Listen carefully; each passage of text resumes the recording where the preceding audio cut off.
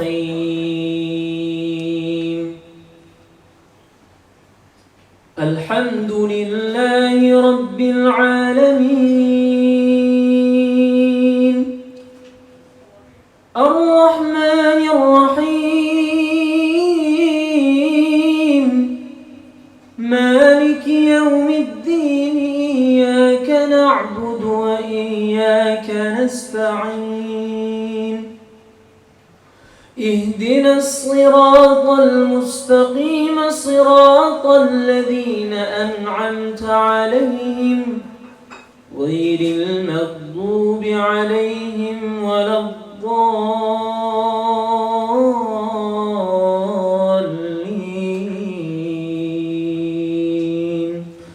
آمين.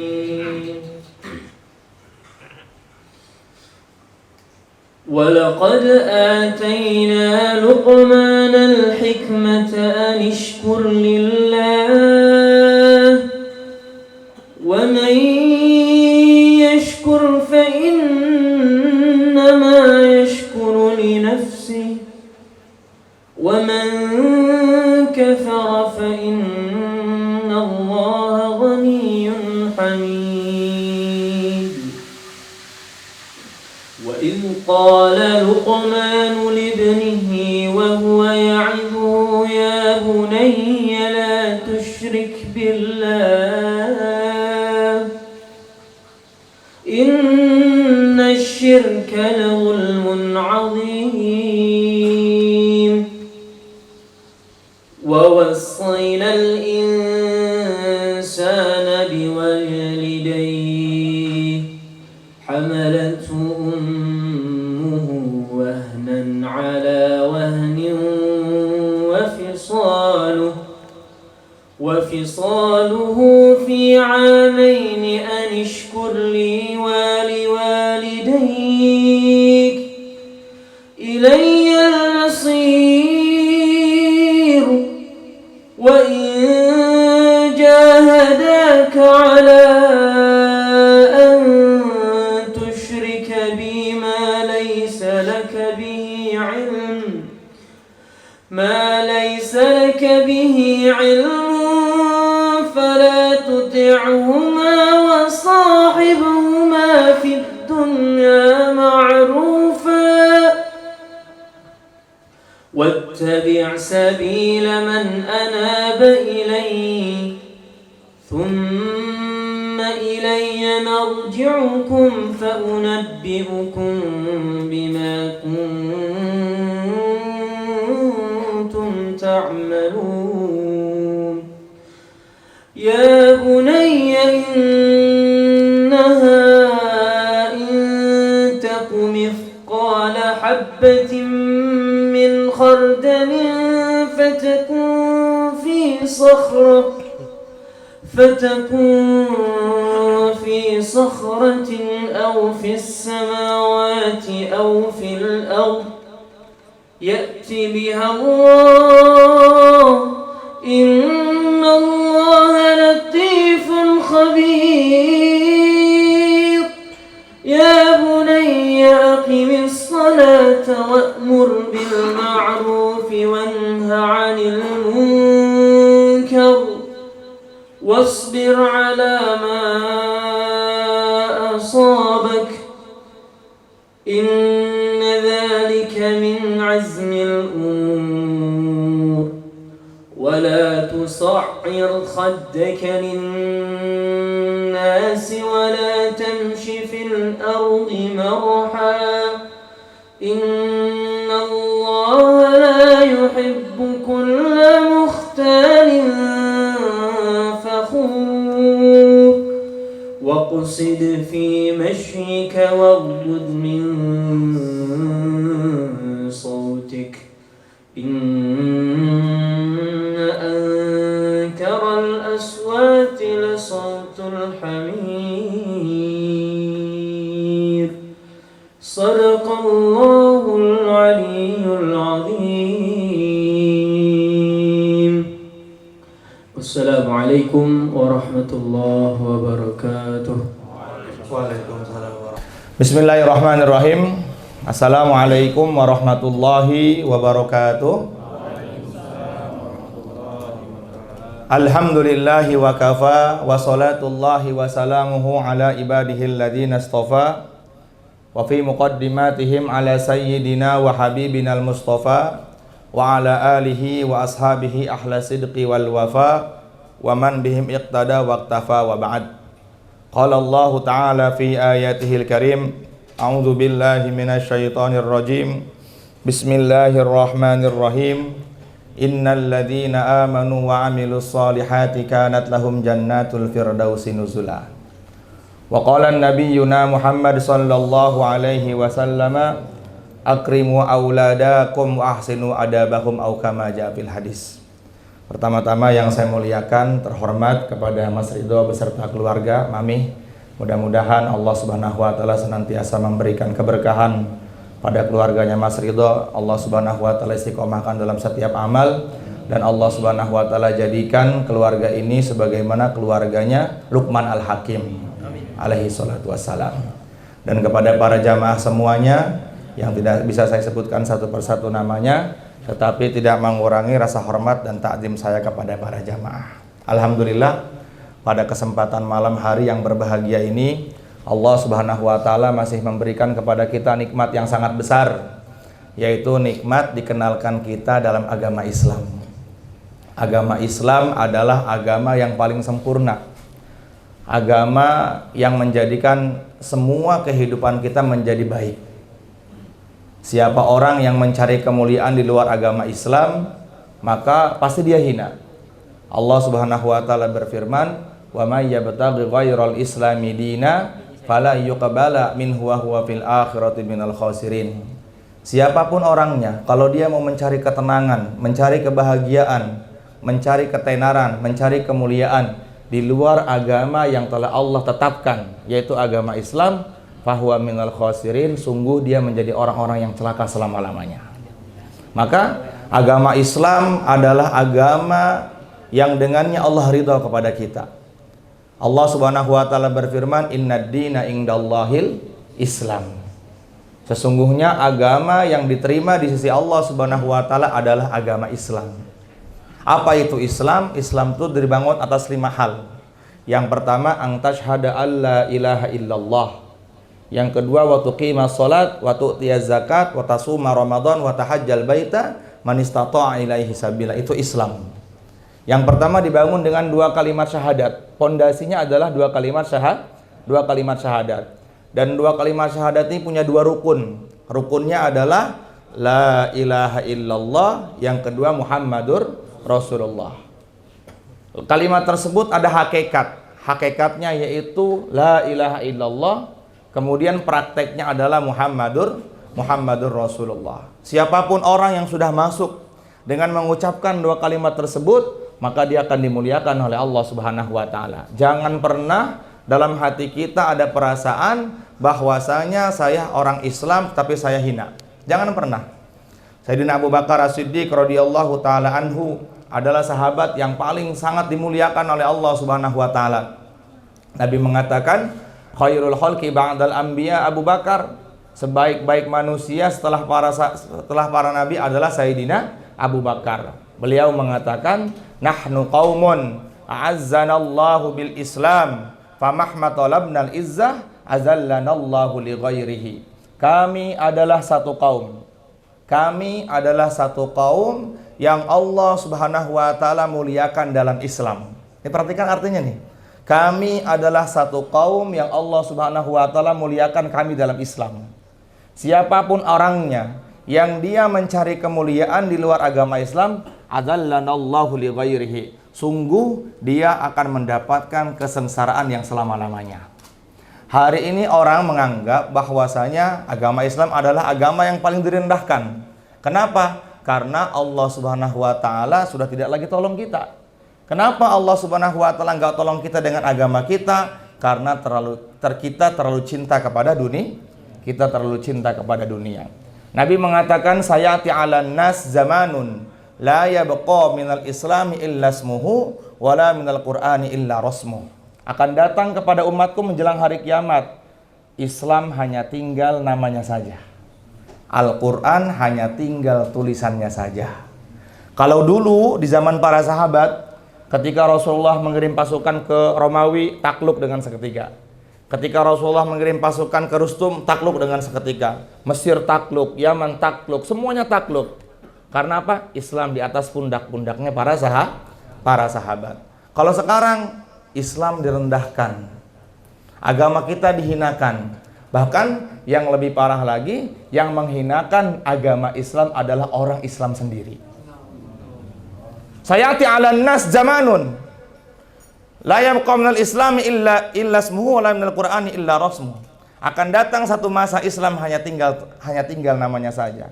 Islam sudah nggak ada harga dirinya lagi sekarang, Mas. Di mana-mana orang menghinakan Islam. Kemudian kata Nabi, wala minal qur'ani illa rasmuhu, dan Al-Quran hanya tinggal tulisannya saja. Kalau dulu orang-orang para sahabat bisa menghatamkan Al-Quran sekali duduk di hatam Quran. Kemudian Allah berikan keberkahan kepadanya dari Al-Quran. Tapi sekarang Al-Quran di atas TV mereka. Dia hanya beli, tetapi nggak pernah dia baca. Dia hanya membeli Al-Quran, tetapi dia tidak pernah menunaikan haknya Al-Quran. Padahal haknya Al-Quran itu dalam fikih dikatakan setahun wajib hatam 2 kali. Kalau Al-Quran dalam 1 tahun tidak dihatamkan 2 kali, maka kita berdosa.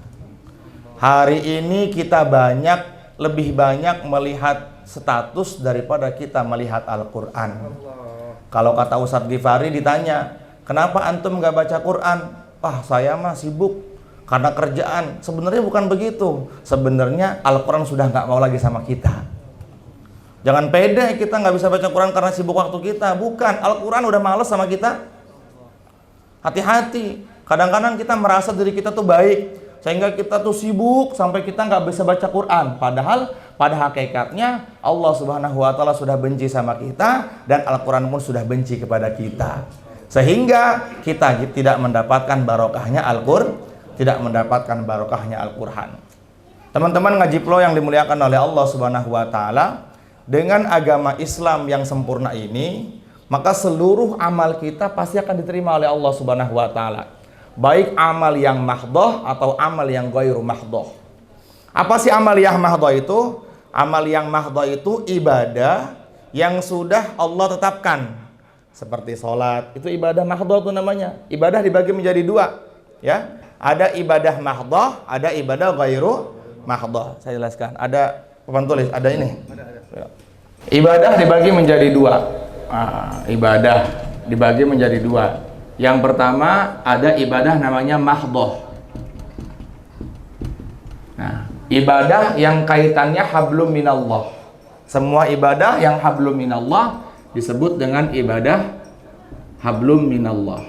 Itu disebut dengan ibadah mahdhah. Contohnya sholat mahdhah, puasa mahdhah, zakat mahdhah, haji mahdhah, umroh mahdhah. Ini semuanya mahdhah nih, yang sudah Allah Subhanahu wa Ta'ala tetapkan, ya. Kemudian ibadah yang kedua disebut dengan ghairu mahdhah. Yang sifatnya hablum minan nas. Hablum minan nas. Hablum minan nas ini apapun bentuknya, kalau mengikuti atau dengan cara niat yang baik, caranya Rasulullah Sallallahu Alaihi Wasallam, maka ibadah tersebut mendapatkan nilai besar di hadapan Allah. Ya, contohnya bekerja. Sebenarnya ada yang lebih baik lagi daripada bekerja, yaitu mengerjakan ibadah sholat, yang lebih kewajiban lagi. Tetapi ketika kita mengerjakan ibadah ghairu mahdhah dengan niat agar istri kita tidak terlantar, anak kita tidak kelaparan, dengan niat mengikuti sunnahnya Rasulullah Sallallahu Alaihi Wasallam, maka ibadah yang ghairu mahdhah punya nilai besar di hadapan Allah Subhanahu wa Ta'ala. Jadi jangan sampai salah niat, karena setiap amal itu akan dilihat dengan niatnya. Sebagaimana Rasulullah mengatakan, innamal a'malu binniyat wa innamal likulli imri'in ma nawa. Sesungguhnya setiap amal yang dikerjakan oleh anak Adam semua tergantung niatnya. Kalau kita bekerja, niatnya agar Allah Subhanahu wa taala ridho kepada kita, dan ini adalah salah satu ikhtiar kita untuk mendapatkan rizki, maka ibadah bekerja kita mendapatkan nilai pahala yang besar di hadapan Allah Subhanahu wa taala. Tetapi kalau kita bekerja hanya bekerja, memenuhi kewajiban kita supaya perut kenyang, biar kita nggak dikatakan orang yang malas, tetap saja, tetapi nilainya nggak besar di hadapan Allah Subhanahu wa taala. Begitupun dengan hablum minan nas kepada keluarga. Makanya di sini akan kita bahas kenapa dalam Al-Qur'an lebih banyak Allah Subhanahu wa taala memberikan pelajaran ya seorang ayah kepada anaknya daripada seorang ibu kepada anaknya. Dalam Al-Qur'an, dalam beberapa riwayat tafsir dikatakan Allah Subhanahu wa taala mengajarkan kita sebagai ayah agar senantiasa berkomunikasi kepada anak. Saya tanya Gus Yusuf, Mas, ini maknanya bagaimana? Pertama, agar seorang ayah bisa mengetahui fitrahnya seorang ibu. Karena biasanya yang ngurus anak itu adalah wanita. Nah, biar seorang ayah tahu betapa sulitnya ngurusin anak, sehingga Allah Subhanahu wa taala lebih banyak memberikan pelajaran kepada kita bahwasanya komunikasi yang banyak antara ayah dengan anaknya daripada seorang ibu kepada anaknya. 8. Ya, ayah berkomunikasi kepada anak dalam Al-Qur'an itu 8. Di antaranya tadi pesannya Luqman pertama. Yang kedua, pesannya Nabi Ibrahim kepada Nabi Ismail. Yang ketiga, pesannya Nabi Zakaria kepada Nabi Isa. Ya, itu semuanya diceritakan dalam Al-Qur'an. Yang keempat, pesannya Nabi Nuh kepada Kan'an sebagai anaknya. Sehingga peran ayah itu dalam keluarga apalagi terhadap anak itu sangat penting sekali. Sangat penting sekali. Maka di sini disebutkan di dalam Al-Qur'an Allah Subhanahu wa taala telah menyebutkan bahwasanya ada 8 perintah. Ada 8 perintah agar seorang ayah senantiasa berkomunikasi kepada anaknya. 8. Kalau wanita hanya 2. Maknanya bagaimana? Al-Qur'an mengajarkan kepada kita sebagai ayah kita lebih banyak harus berkomunikasi kepada anak. Ya, sebagai ayah kita harus senantiasa berkomunikasi sebagai anak karena peran ayah sangat penting sekali terhadap anak. Sebagaimana Ibnu Abbas mengatakan, "Sholahul aba yang faul abna." Kebaikan ayah akan senantiasa bermanfaat untuk anak. Banyak orang yang cerita di ngaji Plo kepada saya. Ketika saya ketemu sama anak saya cuek. Karena kita nggak ada komunikasi sama mereka. Kita udah sibuk di luar, kemudian kita pulang ke rumah, kita sibuk dengan permainan kita. Kita nggak pernah mendengar curhatan anak kita. Kita nggak pernah memperhatikan bagaimana sekolahnya anak kita. Kita nggak pernah memperhatikan bagaimana dia berbicara, bagaimana sholatnya dia. Padahal Nabi SAW mengatakan, akrimu auladakum. Muliakanlah anak-anak kalian, wahsinu adabahum. Dan didiklah dengan pendidikan yang baik. Satu masa ada seorang ayah datang kepada Sayyidina Umar radhiyallahu ta'ala anhu mengeluhkan bahwasanya anaknya sangat nakal. Beliau mengatakan, ayyan taqiya ummahu wa yuhassinu ismuhu wa yu'allimhul kitab. Kata si laki-laki tadi yang datang kepada Sayyidina Umar, wahai Amirul Mukminin, saya punya anak nakal sekali nih. Sehingga kata Sayyidina Amirul Mukminin mengatakan kewajiban seorang ayah terhadap anak 3.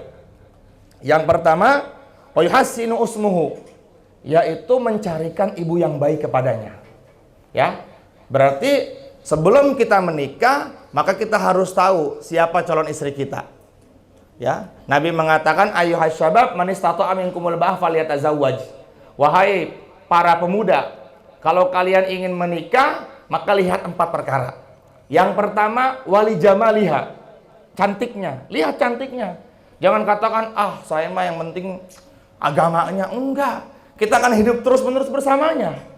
Ya, siapakah wanita yang cantik? Wanita yang cantik menurut pandangan Nabi adalah khairukum man tasurru idza nuzirat.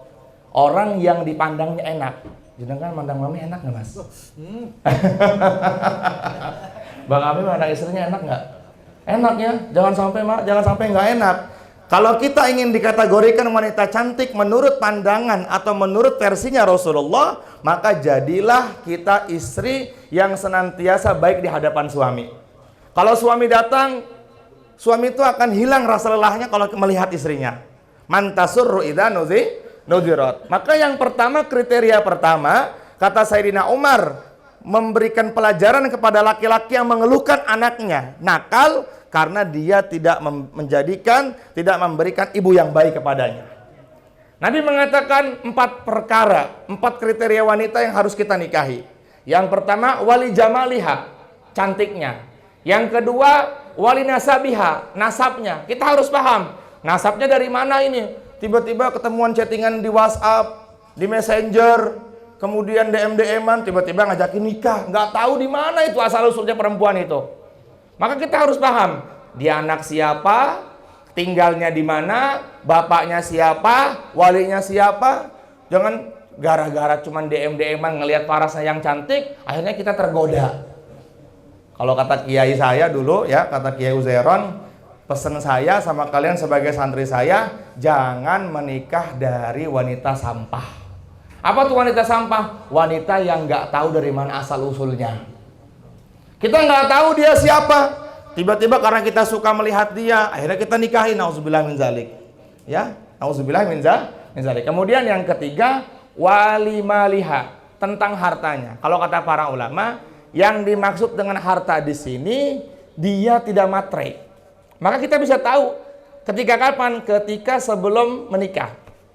Buat laki-laki, ketika dia mau menikah, maka cari mahar terbaik untuk calon istrinya. Kalau buat perempuan, terima apa yang telah diberikan oleh calon suaminya. Kalau ada wanita, nih buat para laki-laki nih, kalau ada wanita kita lamar dan dia sudah menentukan apa yang dia pengen dan kita di luar batas kemampuan kita, maka tinggalkan. Kata para ulama, tinggalkan. Kenapa? Karena menjadikan diri kita susah. Sebelum nikah aja udah susah, apalagi nanti kalau sudah menikah. Kemudian yang keempat, walidiniha, agamanya. Maka dari 4 perkara ini bukan 1, 2, 3, 4 urutannya, tapi semuanya dijadikan nomor 1. Nabi bahasanya akhirnya mengatakan begini, idza taribat yadaka fazfar bizatiddin. Kalau 1 kamu nggak temukan, 2 kamu nggak dapatkan, 3 kamu nggak dapatkan, maka cari yang nomor yang keempat. Apa itu? Agama. Dengan agama pasti Allah Subhanahu wa taala akan muliakan. Allah Subhanahu wa taala akan selesaikan semua masalahnya. Berapa banyak dalam rumah tangga kita ribut karena agama tidak dibawa dalam rumah tangga. Orang kalaupun kehidupannya susah dalam rumah tangganya, kalau ada agama dalam dirinya, maka Allah akan berikan ketenangan. Paham di sini insyaallah? Paham ya di sini insyaallah? Kemudian yang kedua kata Sayyidina Umar, wa yuhassinu ismuhu, berikan nama yang baik kepada anak. Jadi nama itu termasuk bagian dari doa. Nabi mengatakan khairul asma'i hummida wa ubida. Sebaik-baiknya nama yang kalau kamu panggil memujinya dia. Ya Muhammad, ya Ahmad, ya Abdullah. Jangan kasih nama anak Pengki. Ada. Siapa namanya? Pengki Santoso. Akhirnya kayak Pengki. Pikirannya kotor terus. Bener nggak? Berikan nama yang baik. Siapa namanya? Daniel Ahmad Al-Faqih. Nama anak saya pertama. Yang kedua Muhammad Les As-Samarqandi. Yang ketiga Lubna Ammatul Haq. Apa tuh Lubna Ammatul Haq? 1 nama bidadari dalam surganya Allah Subhanahu wa taala. Makanya kayak bidadari itu anak saya itu. Khairul asma hummida.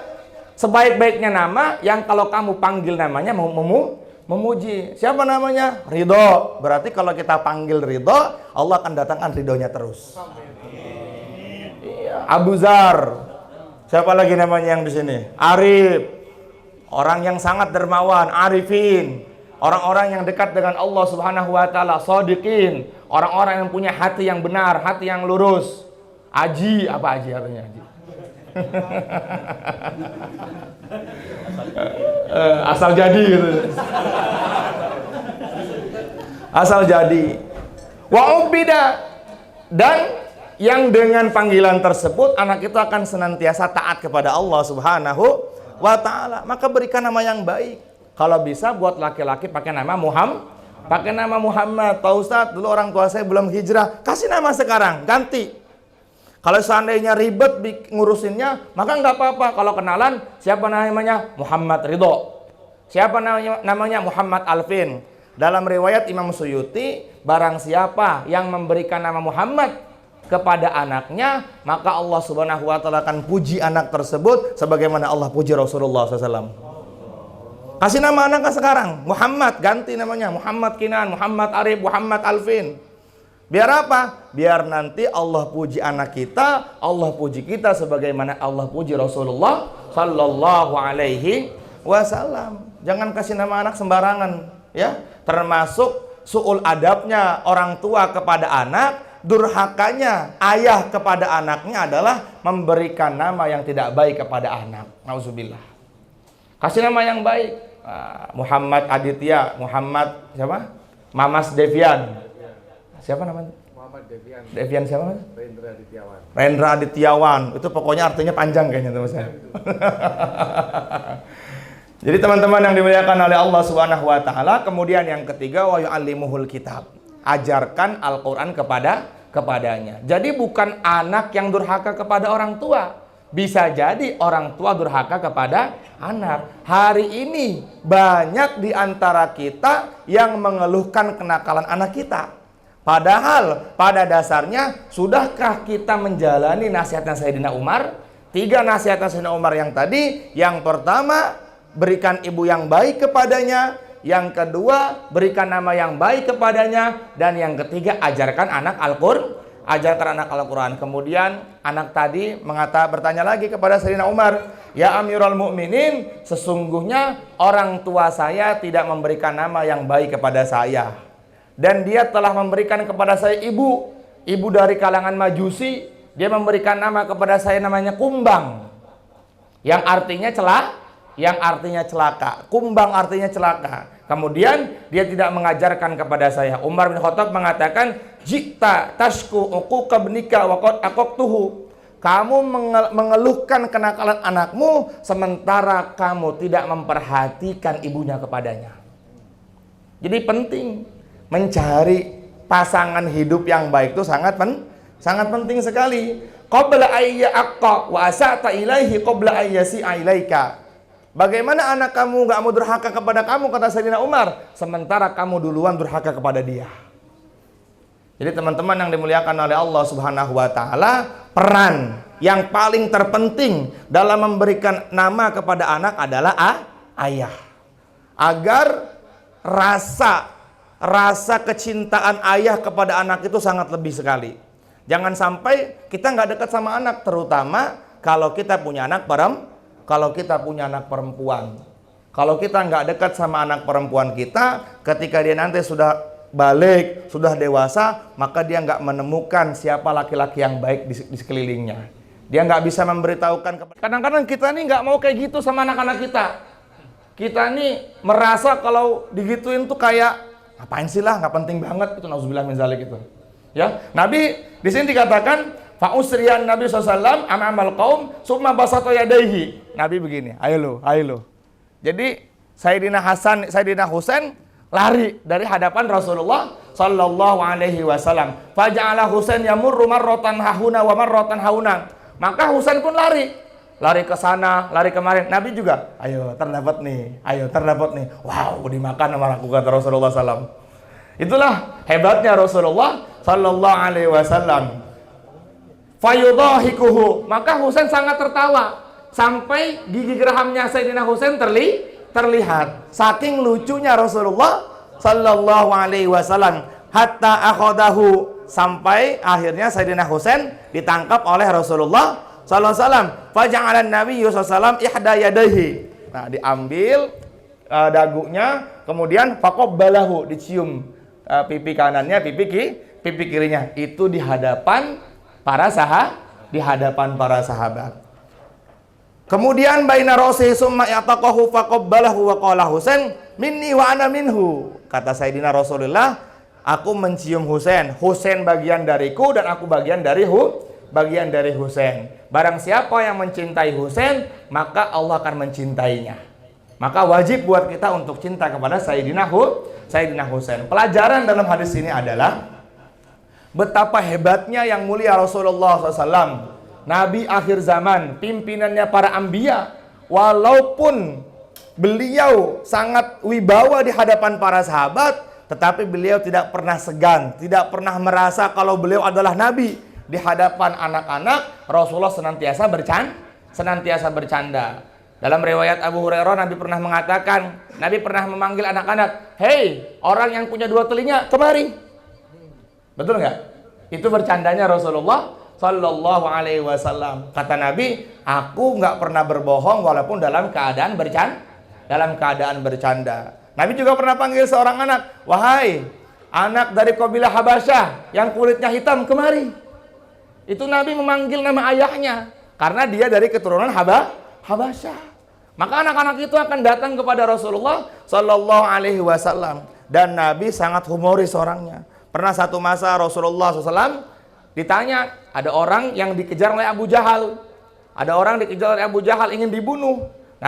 Nabi sedang duduk di sini. Datang seorang sahabat tadi, "Ya Rasulullah, nanti kalau Abu Jahal datang menghampiri engkau, kalau dia bertanya kepada engkau di mana saya, maka katakannya saya nggak tahu." Akhirnya Nabi SAW didatangi oleh Abu Jahal. Kemudian Abu Jahal bertanya, "Wahai Muhammad, kamu lihat si fulan nggak?" Maka Nabi pindah. Setelah saya di sini, saya nggak ngelihat dia. Ya, setelah saya di sini, saya tidak melihat dia. Kalau di sini saya melihat dia. Jadi Nabi bohong nggak? Nggak bohong. Wa ma yantiqu anil hawa in huwa illa wahyu yuha. Apapun yang telah disampaikan oleh Rasulullah Sallallahu Alaihi Wasallam, maka Allah Subhanahu itu adalah langsung dari Allah Subhanahu Wa Taala. Dalam hidup Nabi nggak pernah berbohong. Maka kita jadikan ibadah ghairu mahdhah kita di dalam rumah tangga agar mendapatkan ridha Allah Subhanahu Wa Taala. Jadilah ayah yang baik.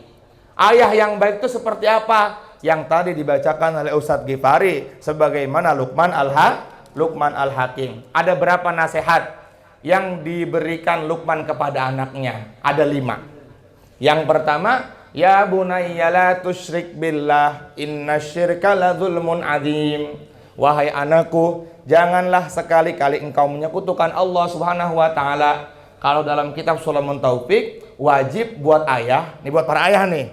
Kalau dalam kitab Sulamun Taufik, wajib buat ayah ketika anaknya balik, ya. Kalau laki-laki usia 11 tahun atau 15 tahun, kalau wanita ketika dia datang darah haid, maka panggil, "Mas, kamu sudah balik." Maka semua kewajiban Allah telah sampai kepada kamu. Kemudian setelah itu wajib buat orang tua untuk apa? Menanyakan semua syariat Allah. Contoh seperti bagaimana niat sholat zuhur. Itu wajib tuh buat orang tua. Kalau kita tidak pernah bertanya tentang hal syariat Allah kepada anak, maka kita termasuk orang tua yang durhaka kepada Allah Subhanahu wa taala. Sudahkah kita menanyakan anak kita bagaimana sholatnya? Bagaimana kamu tahu nggak cara niat mandi yang betul? Itu anak 9 tahun kan nggak tahu tuh dia haid bagaimana cara mandinya itu. Maka kita sebagai orang tua ada kewajiban. Kamu ini sekarang sudah balik, maka syariat Allah telah sampai kepada kamu dan kamu harus mengerjakan semua perintah Allah. Kamu harus meninggalkan semua larangan Allah Subhanahu wa taala. Ini pesan. Ini pesan pertama ketika anak balik. Hari ini berapa banyak di antara kita orang yang tidak mengerti bagaimana cara mandi yang baik? Betul nggak? Sehingga dia nggak tahu rukun mandi seperti apa, syarat sahnya mandi bagaimana, sunnahnya mandi seperti apa, makruhnya mandi bagaimana. Akhirnya dia ibadah, tetapi ibadahnya nggak ditolong oleh Allah Subhanahu wa taala. Dia sholat, tapi sholatnya nggak diterima oleh Allah Subhanahu wa taala karena dia tidak tahu rukunnya mandi. Rukun mandi ada berapa coba? Saya masih ingat. Rukun mandi. Yang pertama nih, niat. Yang kedua, mengalirkan air dari atas atau mengalirkan air kepada seluruh badan. Kemudian yang ketiga apa? Apa yang ketiga? Membersihkan kotoran. Itu harus paham itu. Kita nggak tahu bagaimana ini. Ya, kalau seumpama saya mau tanya nih, kalau seumpama ada orang kedinginan, dia mandinya setengah dulu boleh nggak? Dia mandinya kaki kanan dulu boleh nggak? Niat nggak di situ? Nanti ketika mandi kedua niat nggak dia untuk menyempurnakan? Nggak perlu niat lagi. Contoh, Mas Ridho misalnya setelah hubungan dengan istri kedinginan, ya, kemudian setelah itu air panasnya mati, akhirnya mandi kaki dulu sebelah kanan, maka itu sudah sah. Tapi nanti setelah mandi kedua untuk disempurnakan, dia nggak perlu niat lagi. Dalam mandi jenabat tidak ada urutan, ya, tidak seperti wudhu. Kalau wudhu harus muka, yang kedua harus tangan, yang ketiga harus kepala, yang keempat kaki, yang kelima tartib. Ya, niat, muka, tangan, kepala, kaki sama tertib. Tapi kalau buat mandi jenabat tidak ada tertib, ya, tidak ada tertib. Maka kita harus paham dan kita harus bertanya tuh kepada keluarga kita, anak kita, itu kewajiban seorang ayah. Tanya anaknya yang perempuan, "Nak, umur kamu sekarang berapa tahun?"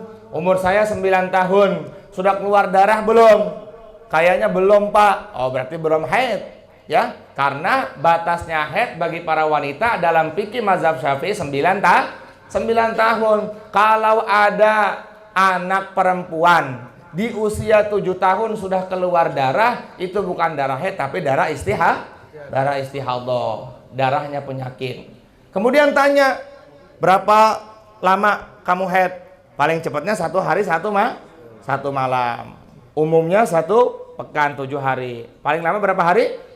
15 hari. Kalau lewat dari 15 hari masih keluar darah haid dengan hitungan dia, maka itu namanya darah istihadah. Bagaimana niatnya istihadah buat wanita coba? Yang laki-laki saya mau tanya. Karena itu yang harus kita ajarkan kepada istri.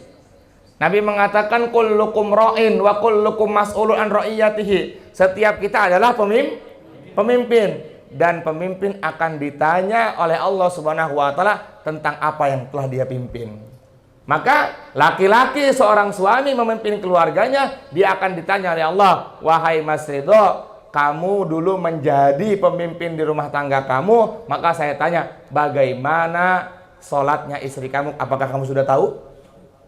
Kita nggak tahu hari ini sholatnya istri kita bagaimana. Al-Fatihahnya istri kita nggak tahu bagaimana.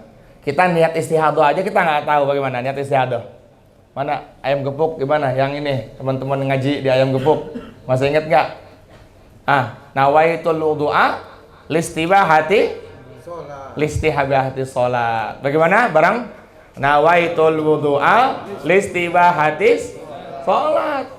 Ini suami harus tahu nih, ayah harus tahu. Biar nanti kalau istrinya haid lebih dari 15 hari, maka niatnya tidak seperti niat orang sholat wudu biasa. Ya, nawaitul wudu'a listibahati sholat lillahi ta'ala. Kemudian syaratnya bagaimana? Orang yang istihadah, perhatikan, orang yang istihadah sholatnya ketika masuk waktu sholat. 1 kali wudhu hanya untuk 1 kali sholat fardu. Apabila ada wanita istihadah, perhatikan, apabila ada wanita istihadah, dia wudhu sebelum masuk waktu sholat, maka wudhunya tidak sah. Berarti kalau wudhunya tidak sah, sholatnya tidak sah. Jadi kapankah wanita istihadah itu diperkenankan untuk wudhu sholat? Ketika azan berkumandang. Pas azan berkumandang, dia segera sucikan kemaluannya, bersihkan, kemudian sumpel dengan pembalut yang suci, kemudian wudhu, setelah itu buru-buru sholat. Nggak perlu harus nunggu lagi. Perhatikan nih ibu-ibu nih, terutama buat ibu-ibu. Ya, buat para wanita. Jelas di sini insya Allah. Bagaimana niatnya? Saya ulangi. Nawaitul wudu'a listibahatis sholat. Saya niat wudhu karena bolehnya untuk mengerjakan sholat. Bukan seperti niat wudhu biasa. Nawaitul wudu'a rafa'al hadasil asghar lillahi ta'ala, bukan. Tapi pakai listibahati as-sholat. Paham ya? Paham nggak di sini insya Allah? Maka pesan Luqman yang pertama kepada anaknya adalah, ya bunayya la tusyrik billah. Wahai anakku, janganlah sekali-kali kalian menyekutukan Allah Subhanahu wa taala. Pendidikan pertama yang wajib orang tua berikan kepada anak, bagaimana keesaan Allah. Para ulama mengatakan, awwalu wajibin 'alal insan ma'rifatul ilah bistiqonih. Yang pertama kali dikenalkan kepada anak oleh orang tuanya adalah Allah. Ada di sini ketika anaknya lahir langsung dikenalin bapaknya, nggak diazanin. Siapa? Tuh bapak kamu yang punya ayam gepupa gembus. Tuh bapak kamu namanya Ridho. Bapak kamu namanya Umar. Bapak kamu namanya Alvin. Ada nggak? Yang nggak diazanin ada? Hah? Azan semua ya.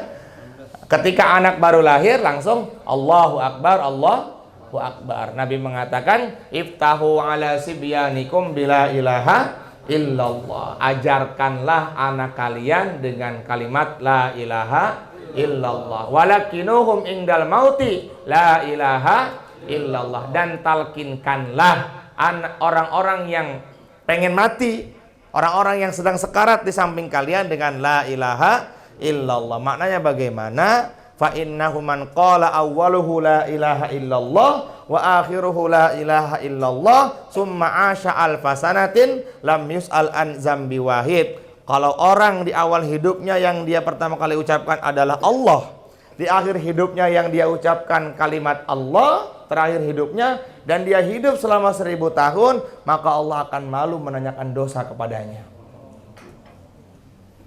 La ilaha illallah itu gampang diucapkan sekarang, tapi susah nanti ketika mati, menjelang mati.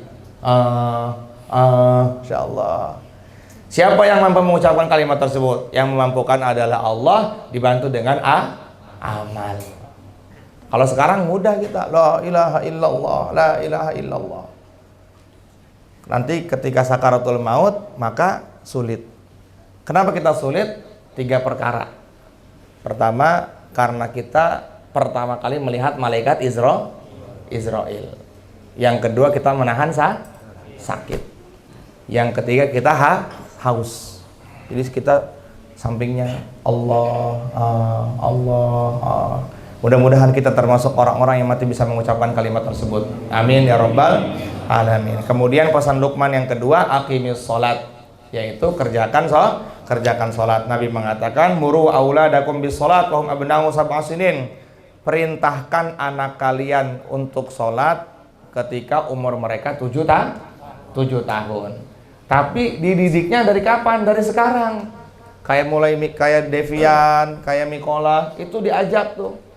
Para ulama mengatakan ajak mereka ke masjid.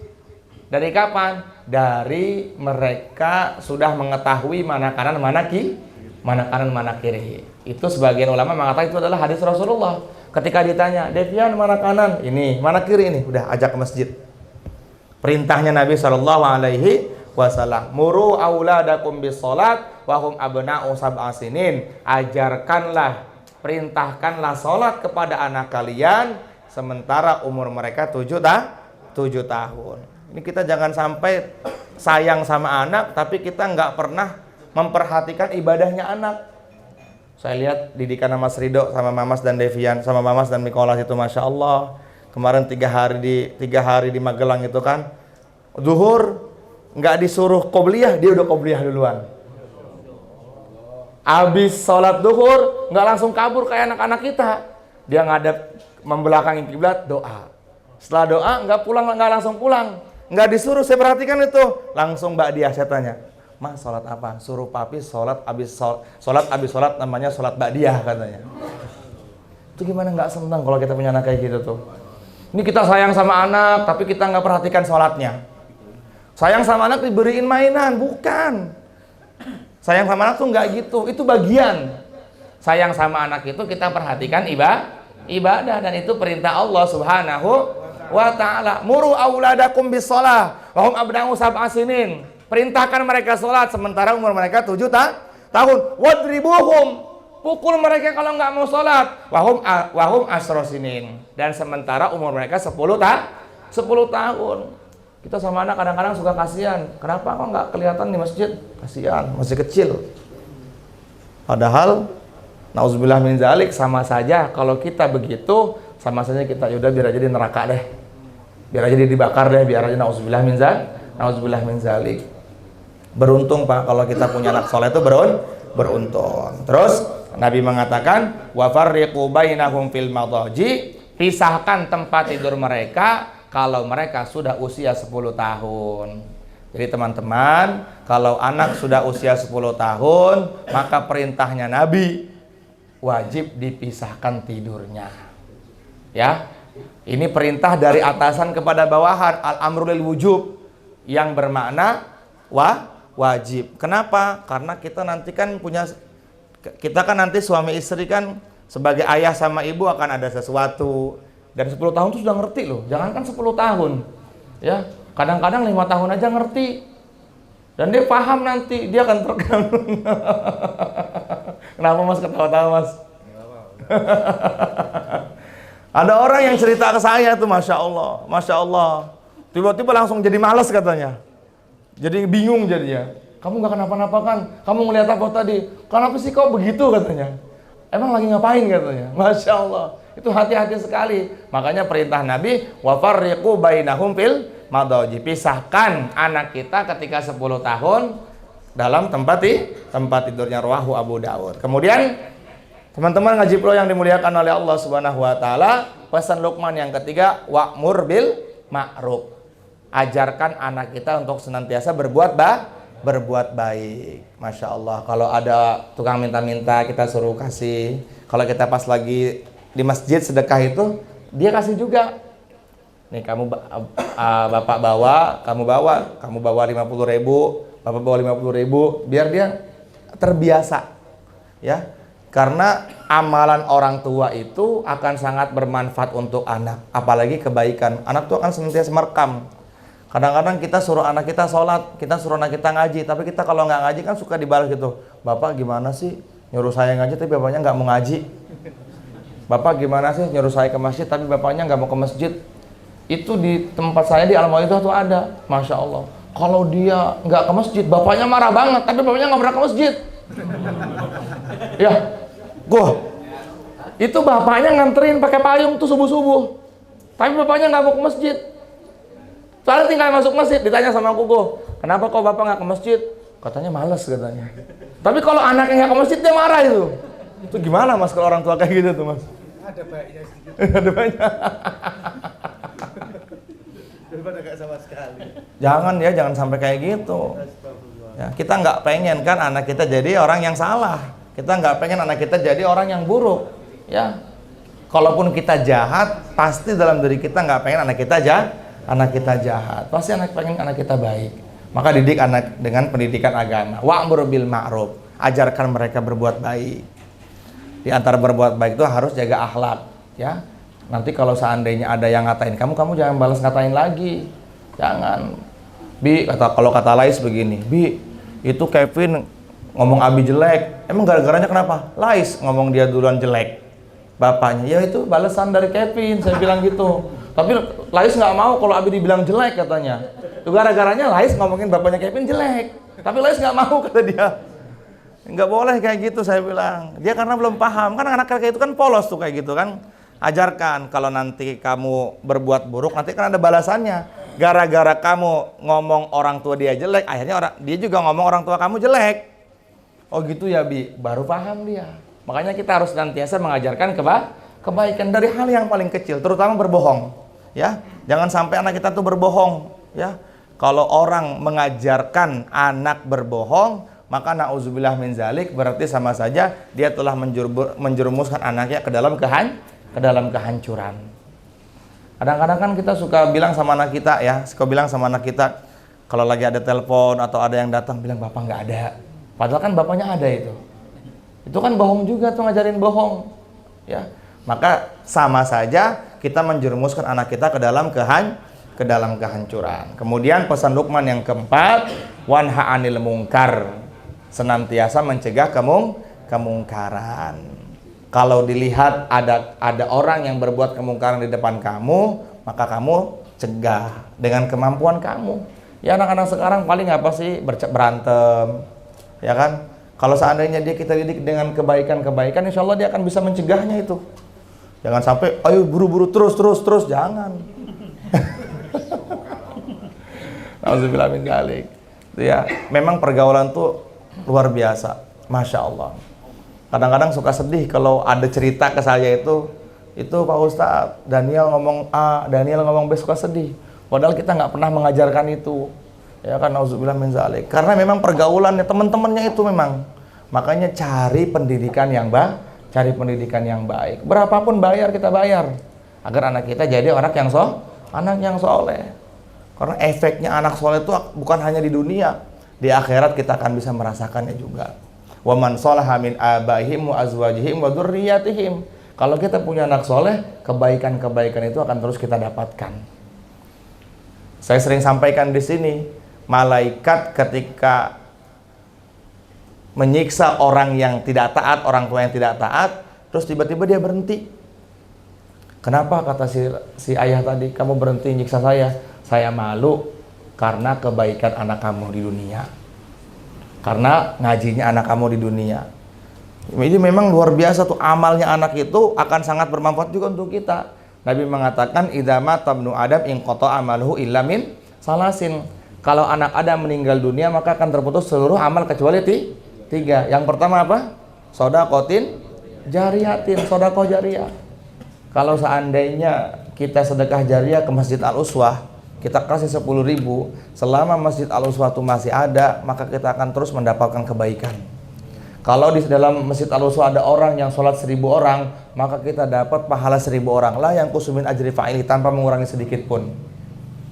Ya, kemudian yang kedua, au ilmin yuntafa'u bihi, ilmu yang telah diajarkan kepada orang lain. Makanya saya tuh berharap, ya kan, kalau saya mati nanti ada kiriman doa dari Mas Rido, ada kiriman doa dari teman-teman semua. Walaupun nggak dikirimkan doa, misalnya Bang Alvin masuk WC pakai kaki kiri, maka langsung otomatis saya dapat pahalanya itu. Kenapa? Loh, dia masuk WC pakai kaki kiri karena ngaji. Karena dijelaskan sama saya, misalnya seperti itu. Barokahnya seperti itu, maka kita akan mendapatkan kebaikan. Apalagi kalau kita mengajarkan Al-Fatihah kepada anak kita. Beruntung sekali. Saya pesan banget, pokoknya Al-Fatihah mah jangan sama orang lain. Kalau bisa sama bapaknya, kalau bisa sama ibunya. Ya walaupun bapak ibunya masih salah-salah, yang penting dia tahu susunan Al-Fatihah tuh. Bismillahirrahmanirrahim, alhamdulillahirabbil alamin, arrahmanirrahim. Nanti memperbaikinya sama guru ngajinya, sama guru tahsinnya. Yang penting dia tahu urutan Al-Fatihah tuh, karena Al-Fatihah itu kan sentiasa dia baca. Dia sekolah dia baca, dalam sholat dia baca, ketika dia lagi hafalan dia baca. Wah, kalau orang tuanya sudah tidak ada, maka dia akan terus mendapatkan kebaikan dari Al-Fatihahnya anak tadi. Ada berapa tuh satu huruf? Paling sedikit 10 kebaikan. Kalau dalam Bismillahirrahmanirrahim ada 17 huruf, maka berapa? Udah 170 kebaikan. Itu kalau dibaca di luar sholat. Kalau dibacanya dalam sholat, satu huruf 1000 kebaikan. Berarti kalau 17 huruf berapa ribu kebaikan udah? 17.000. Kalau dibacanya dalam sholat. Kalau dibacanya dalam sholat pas Ramadan lagi, 17 juta. Ya, ada 17 huruf. Satu huruf dibalas dengan 1 juta. Udah berapa itu? Makanya itu. Beruntung sekali kalau kita mengajarkan kebaikan kepada orang lain. Maka teman-teman di sini yang sudah ngaji setiap Selasa malam Rabu, amalkan apa yang sudah kita tahu. Ya, karena orang yang tidak mengamalkan ilmunya, Allah Subhanahu wa taala akan melaknatnya. Nabi mengatakan katimul ilmi yal'anuhu kullu syai'in. Kata Nabi, orang yang sudah tahu ilmu agama dan dia tidak mengamalkan ilmu tersebut, maka Allah melaknatnya. Yang ada di sekelilingnya juga melaknatnya. Hari ini saya yakin di sini semuanya sudah tahu doa makan. Tahu nggak doa makan? Apa doa makan? Allahumma barik lana fima razaqtana wa qina adzabannar. Hari ini coba yang tadi makan, selama makan baca doa itu siapa? Alhamdulillah, alhamdulillah. Alhamdulillah. Alhamdulillah. Yang mana yang lainnya ini? Kalau seandainya kita nggak tahu, kalau kita tahu dan kita nggak mengamalkannya, gelas nanti ngelanat kita. Dan ada empat perkara yang akan Allah tanya nanti pada hari kiamat. Mata zalu qadama 'abdin yaumal qiyamati hatta yus'ala an arba, kata Nabi. Ada 4 perkara yang Allah tanya kepada kita pada hari kiamat, dan kita tidak akan pernah bisa bergeser sebelum 4 perkara itu Allah tanyakan. Kaki kita nggak bisa bergeser sedikit pun sebelum ditanyakan 4 perkara. Yang pertama, an umrihi fi ma'afna, tentang umur kemana dia habiskan. Ya, dulu umur kita buat apa? Ditanya sama Allah, Gembus, kamu umur 15 sampai 25 kemana? Ya Allah, saya udah hijrah ya Allah. Iya, hijrahnya kapan kamu? Di usia 29 ya Allah. Lalai terus ya Allah. Tapi alhamdulillah saya sudah taubat ya Allah. Ditanya sama Allah tentang umur, kemana dia habiskan, buat apa? Yang kedua, wa an syababihi fi ma'ablah, tentang masa muda kemana dia gunakan. Coba, dulu waktu masih muda kita ngapain? Kata para ulama, masa muda itu dihitung dari 21 sampai 40 tahun. Kalau di masa muda kita nggak gunakan waktu kita untuk agama, maka na'udzubillah min zalik, kita tidak akan pernah bisa bergeser kaki kita masuk ke dalam surganya Allah Subhanahu wa taala. Terus ditanya sama Allah itu tentang masa muda. Padahal anak-anak muda yang menghabiskan umurnya, masa mudanya di jalan Allah, dia akan mendapatkan syafaatnya Rasulullah sallallahu alaihi wasallam. Nabi mengatakan, sab'atun yudhilluhumullahu fi dhilli yauma la dhilla illa dhilluh. Ada 7 kelompok manusia yang nanti akan mendapatkan syafaatnya Nabi pada hari kiamat. Di antaranya adalah wasyabu nasya'a fi ibadatillah, anak muda yang menghabiskan masa mudanya untuk Allah. Beruntung teman-teman yang pesantren. Dikala anak muda sekarang lagi pada asik nongkrong sama pacarnya, dia ngafal alfiyah. Ya, perasaan kayak gitu tuh dulu ada dalam diri saya juga. Enak ya kayaknya sekolah SMA gitu kan, motoran. Ya kan ya. Ngebonceng perempuan gitu kan. Ada. Ya namanya manusia enak, tapi ternyata ya cuman fatamorgana aja, bohongan aja kayak gitu tuh. Ya, nauzubillah min zalik. Alhamdulillah, orang tua saya pesantren kan, akhirnya hidup tumbuh dalam pesantren. Hidup dalam agama, tahu halal haram, tahu mana syariat yang baik, mana yang buruk. Yang barokah, yang dapat barokah siapa? Mas Rido yang dapat barokah. Yang dapat barokah siapa? Teman-teman ngaji plo semuanya dapat barokah. Kalau dulu saya kabur dari pesantren, mungkin sekarang nggak di ngaji plo, antingnya mungkin gede di sini nih. Nggak ketemu Bang Ami, ya Allah, nggak ketemu babehnya Bang Ami, masya Allah. Nggak bisa ngisi kajian di Al Muhajirin, masya Allah. Karena barokahnya dulu di pesantren kan, akhirnya kerasa sekarang nikmatnya. Kata Imam Syafi'i, belajar ramun ainal jalas. Kalau kata Imam Syafi'i, kalau ada orang ahli ilmu kesesat di hutan, maka Allah akan jadikan seluruh hewan-hewan itu untuk memuliakannya. Ada orang nih punya ilmu, orang alim nih, kesesat di dalam hutan, maka Allah akan jadikan seluruh binatang buas untuk menjadi hambanya, menjadi budak untuknya. Maka jadikan anak kita menjadi anak soleh. Kemudian yang ketiga, yaitu apa yang ketiga? Wa an ilmihi madza umila bihi aulam yu'ma, tentang ilmu. Ditanya sama Allah, Mas Rido, kata Allah, kamu dulu ngaji setiap Selasa malam Rabu. Di situ belajar tentang syariat Allah. Di situ belajar tentang hukum-hukum Allah. Ada beberapa hukum Allah yang kamu belum kerjakan ini. Padahal kamu sudah tahu. Apa itu ya Allah? Misalnya kamu belum baik sama istri kamu belum baik sama anak-anak kamu. Kamu kadang-kadang masih suka meremehkan orang lain. Padahal kamu sudah tahu di situ nggak boleh. Tapi kamu kenapa masih melakukan itu? Ditanya detail sama Allah Subhanahu wa taala. Kamu tahu bagaimana doa makan, tapi kamu pernah satu masa makan nggak berdoa. Kamu dulu masuk WC pernah nggak pakai doa. Dulu kamu membentak keluarga kamu. Padahal kamu tahu membentaknya kamu kepada keluarga kamu adalah dosa, tapi kamu masih melakukannya. Ditanya sama Allah Subhanahu wa taala sampai kapan itu? Sampai kita bisa berbicara di hadapan Allah. Dan yang berbicara itu bukan mulut kita, tapi semua anggota badan kita. Allah mengatakan, "Al-yauma nakhtimu ala afwahihim wa tukallimuna aydihim wa tashhadu arjuluhum bima kanu yaksibun." Kamu punya anak buah, wahai gembus, kata Allah. Tapi ada beberapa anak buah kamu yang gak sholat. Kamu tabu diam aja. Kamu gak peduli sama mereka. Padahal Nabi mengatakan, barang siapa yang tidak peduli kepada kemungkaran, maka dia sama seperti orang yang mengerjakan kemungkaran itu. Nah, kita nih sebagai kepala rumah tangga, kalau kita ngelihat istri kita, anak kita, kok melanggar aturan Allah, tegur. Jangan sampai nggak ditegur, harus tegas. Kita sebagai orang tua, sebagai suami harus tegas.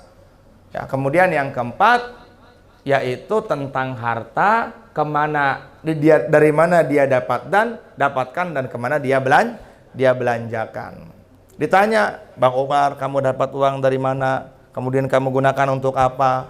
Ditanya sama Allah Subhanahu wa taala satu persatu. Sampai kapan itu nggak tahu, sampai kapan itu. Sampai Allah Subhanahu wa taala tetapkan fariqum fil jannah wa fariqum fis sa'ir. Mudah-mudahan Allah Subhanahu wa taala jaga kita semuanya. Kemudian nasihat yang terakhir, Luqman kepada anaknya, wasbir ala ma asobak. Senantiasa sabar atas musibah yang telah menimpa kepadanya. Ajarkan sabar. Ya, karena orang sabar itu balasannya adalah surga. Allah mengatakan innama yuwaffas sabiruna terus ajrohum bighairi hisab. Hanya saja yang mendapatkan surga tanpa hisab adalah orang-orang yang sabar. Imam Ghazali menulis dalam kitab Mukasyaf al-Qulub, sabar dibagi menjadi 3. Yang pertama, sabar karena taat kepada Allah. Yang kedua, sabar karena tidak maksiat kepada Allah. Yang ketiga, sabar atas musibah. Sabar nih, ya Allah, enaknya sih kita tidur malam. Apalagi kemarin maghrib, Masya Allah, hujan besar banget. Apalagi di rumah saya banjir. Bang Dikin sudah azan. Sebenarnya pengen gak ke masjid, karena ada uzur memang, ya kan. Dalam fikih boleh tidak sholat berjamaah di masjid kalau hujan besar. Bang Dikin udah panggil ini. Pas ke masjid cuma 2 orang, saya sama Bang Dikin doang. Ini kemana yang lainnya? Ini Allahu Akbar. Sama tukang bubur. Ya Allah, banjir segini nih, Masya Allah. Nah, sabar seperti itu. Pahalanya besar. Pahalanya berapa? Berapa kata Imam Ghazali waktu itu? 500 kebaikan. 500 derajat. Kemudian yang kedua, sabar atas maksiat kepada Allah. Pengennya sih kita sama-sama nongkrong sama mereka. Bos, ayolah bos, minum lagi. Biasa aja, enak kok. Sabar, aman. Sekarang bos lu gimana sih semenjak hijrah kok golep udah gak mau judi lagi? Menjanjikan dong bos, ya kan?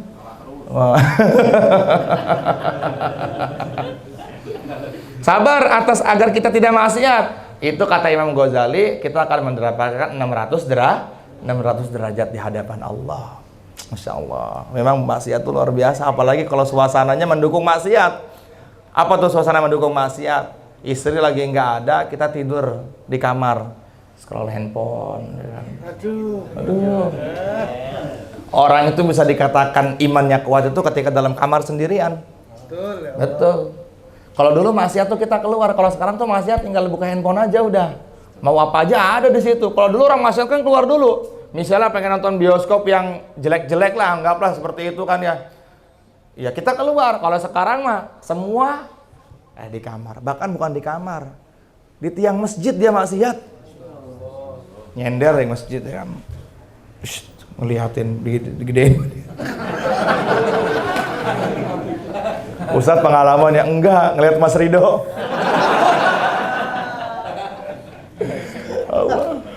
Apalagi teman-teman kalau keluar 3 hari itu bahaya banget, itu bener aja.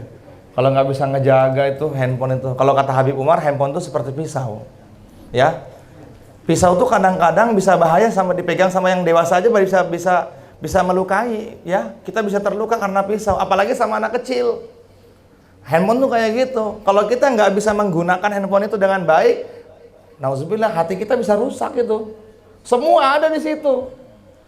Di mimbar masjid lo bisa maksiat gara-gara handphone. Makanya ada peribahasanya ilmu tasawuf, khalwah fil jalwah. Kamu bisa dikatakan iman kamu sempurna kalau dalam keadaan kamu sendiri kamu masih takut kepada Allah. Bisa nggak kita kayak gitu? Belajar ya insya Allah ya. Kalau rame kita aman. Wah, takut diminum bismillah, keluar alhamdulillah, duduk ya kan. Kalau lagi sendiri udah di kulkas gak ada yang ngeliat lah, berdiri aja udah kan nanggung. Ya, iya. Kalau dalam keadaan sendiri kok kita masih maksiat, rusak iman kita kata para ulama. Berarti imannya pengen dilihat oleh orang lain. Lihat nanti di kamar kita masing-masing gimana rasanya kita dengan handphone kita itu. Kadang-kadang samping istri aja kita masih bisa ngeliat perempuan lain itu di handphone itu. Akhirnya nggak ada kenikmatan sama istri. Ya. Nabi mengatakan orang yang maksiat mata, pertama Allah tidak akan berikan nikmatnya ibadah. Dalam hadits kitab Mishkah. Yang kedua, orang kalau masih maksiat mata, maka Allah akan hilangkan rasa nikmat bersama istrinya. Nah, itu bukan hanya orang-orang yang sudah menikah. Orang-orang yang pacaran ketika dia belum menikah pacaran sama, Allah hilangkan nikmat bersama istrinya nanti setelah malam pertama itu. Setelah akad udah nggak ada lagi, apalagi udah zina duluan. Nauzubillah min zalik. Nabi mengatakan la yazni zani illa zanin fahuwa mu'min. Nabi mengatakan orang yang berzina, ketika dia berzina maka dalam hatinya nggak ada iman. Ketika dia mati dalam keadaan dia berzina, maka dia mati nggak punya iman. Karena Nabi mengatakan iman sekecil apapun akan menghindarkan dirinya dari maksiat. Orang mencuri, ketika mencuri dia nggak punya iman. Saya ada iman kok enggak. Antum maksiat berarti antum nggak punya iman. Antum melihat perkara yang Allah haramkan, antum nggak punya iman. Hati-hati. Bahaya sekali itu handphone tuh, masya Allah. Ya. Kemudian wasbir ala ma'asobak. Sabar yang ketiga, derajatnya 900 derajat nih kata Imam Ghazali dalam kitab Muqasyafal Qulub. Dulu pernah saya jelaskan di sini, yaitu sabar atas musibah yang menimpa kepadanya. Kayak teman-teman sekarang saudara muslim kita yang ada di Cianjur, kalau sabar tuh masya Allah naik kelas. Ya, sekolahnya sekarang mereka sekarang sudah naik kelas. Apa? Karena Allah berikan musibah kepadanya. Nabi mengatakan dalam hadits qudsi, "Malam yardha biqada'i wa qadari wa man lam yasbir 'alal bala falyaltamis rabban siwaya." Siapa yang tidak ridha dengan qada dan takdirku dan dia tidak sabar dengan apa yang telah aku berikan kepadanya, maka silahkan cari Tuhan selain aku, kata Allah. Ada Tuhan selain Allah, ada nggak? Nggak ada. Maka saya pesan teman-teman senantiasa sabar atas apa yang telah terjadi kepada diri kita. Allah tuh zat yang maha baik. Kata Imam Ghazali, farabbul khair la ya'ti illa bi khairin. Ya, Allah itu zat yang maha baik, nggak mungkin memberikan kepada kita yang nggak baik. Maka apapun yang terjadi kepada kita, Bang Ami, itu adalah sentuhan dari Allah karena Allah sayang kepada kita. Nabi mengatakan, idza habballahu 'abdan ibtalahu. Allah kalau sayang sama hambanya, maka Allah akan coba. Sabar nggak dia nih? Ya Allah, kenapa sih hidup saya belangsak banget begini ya Allah? Dalam satu hari ini ban motor pecah, kemudian anak sakit, ya Allah. Beras di rumah habis. Oh, berarti saya pengen naik kelas ini kalau kayak gini nih. Jangan ngeluh, kalau ngeluh nggak ada derajat.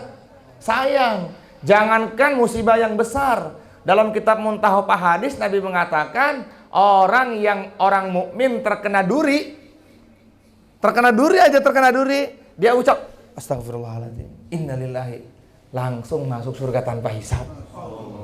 Apalagi kalau yang diinfus, yang sakitnya bertahun-tahun. Sabar itu kan ada tiga huruf, sod, ba, ro. Ada berapa huruf? Tiga huruf. Sobaro, sod, ba, ro. Itu kata para ulama, sodnya itu 20 tahun, ba-nya itu 20 tahun, ro-nya itu 20 tahun. Ente baru dikasih covid 2 tahun aja ngeluhnya bukan main, belum 20 tahun. Allah gimana sih nih ngasih covid belum beres-beres sampai sekarang ini, hidup jadi kentir kayak gini nih. nggak sabar dia. Padahal kalau dia sabar, derajat naik di hadapan Allah Subhanahu wa Ta'ala. Dan teman-teman nggak boleh minta sabar. Ya Allah, sabarkan saya. Kalau kata Nabi, kalau kamu nggak dapat musibah, jangan minta sabar. Sabar itu diminta kalau ada musibah. Maka mintanya bagaimana? Ya Allah, jadikan saya hamba yang senantiasa bersyukur. Kalau minta syukur boleh, tapi kalau minta sabar nggak boleh. Semoga Allah Subhanahu wa Ta'ala jadikan kita hamba yang senantiasa taat kepada Allah, dan kita menjadi ayah yang baik untuk anak-anak kita. Dan mudah-mudahan keluarga kita, anak-anak kita dijadikan oleh Allah Subhanahu wa Ta'ala anak-anak yang taat kepada Allah Subhanahu wa Ta'ala. Nabi Ibnu Abbas mengatakan solahul aba yang faul abna. Ini pesan buat kita sebagai ayah, kalau pengen anak baik maka jadikan diri kita baik kepada Allah, insyaallah ya. Kalau pengen anak kita pinter ngaji, maka jadikan diri kita juga pinter ngaji, insyaallah. Semoga Allah terima semuanya. Ada pertanyaan nggak? Silakan. Ayo. Baik. Assalamualaikum warahmatullahi wabarakatuh. Waalaikumsalam. Mendidik anak untuk beribadah, kebetulan pas si kakak itu kan umur 7 tahun kan. Ya. Jadi apakah boleh dalam mendidik anak untuk beribadah itu kita kasih pacuan dia kayak reward gitu Tat? Oh ya. Jadi namanya sholat subuh saya bikin list tuh Tat. Subuh sampai isya. Jadi subuh itu dapat 3.000, zuhur 2.000 dan seterusnya. Dan kalau dia ada sholat sunnah, saya tambahin lagi 2.000. Tapi dicatat tuh Tat, dari listnya Tat. Namanya. Apakah boleh saya melakukan hal seperti itu Tat? Sangat boleh. Ini saya catat nih ringkasannya ini. Saya kan punya buku ini, punya kitab ini dari Ustaz Iqbal. Ini ya, At-Tarbiyatun Nabawiyah Litifal. Pendidikan anak, pendidikan Rasulullah terhadap anak diantaranya. Kalau anak kita punya kebaikan, maka kasih reward itu nih. Pertama, ya, memberikan apresiasi kepada anak kalau dia amalnya baik. Contoh kayak Devian kemarin puasa 30 hari full.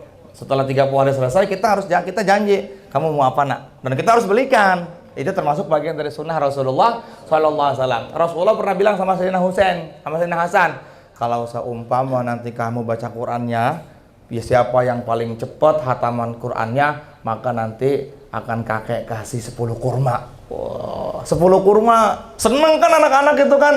Wah, kalau kita kan Masya Allah, beliin apapun kalau kita mampu, Insya Allah. Ya Alhamdulillah, saya tahadus binikmah. Abah saya tuh bilang, anak abah yang hafal Quran nanti akan diumrohkan. Alhamdulillah, ada beberapa yang sudah umroh, ya kan? Karena apa? Karena ada janji dari orang tua. Umroh mah nggak jadi masalah, gampang. Cuman 30 juta, cuman 20 juta katanya. Tapi untuk punya anak hafal Quran tuh mahal banget. Lebih mahal daripada dunia dan seisinya. Insya Allah nanti bareng-bareng adik saya 2 hafal Quran dua-duanya, nanti akan bareng-bareng umroh bersama ngaji ploy itu. Nah, 2 hafal Quran itu karena sebenarnya dari awal sebelum Covid sudah dijanjikan, tapi karena Covid ya kan tertunda, akhirnya dua-duanya baru berangkat nanti sama-sama kita tuh. Itu kenapa? Itu hadiah dari hafal Quran. Saya waktu umroh pertama juga sama. Barokahnya Mumun hafal Quran, saya diumrohkan juga karena dia nggak ada mahram. Dunia aja saya merasakan bahagianya, merasakan barokahnya, apalagi nanti dalam kubur. Nah, ini Mumun umroh nih, sama siapa ya? Udah sama kamu aja Dit, berangkat. Alhamdulillah. Barokahnya hafal Quran. Insya Allah ya. Nah, boleh seperti itu, sangat dibolehkan. Sebagaimana Rasulullah SAW. Ada lagi nggak? Silakan. Baik.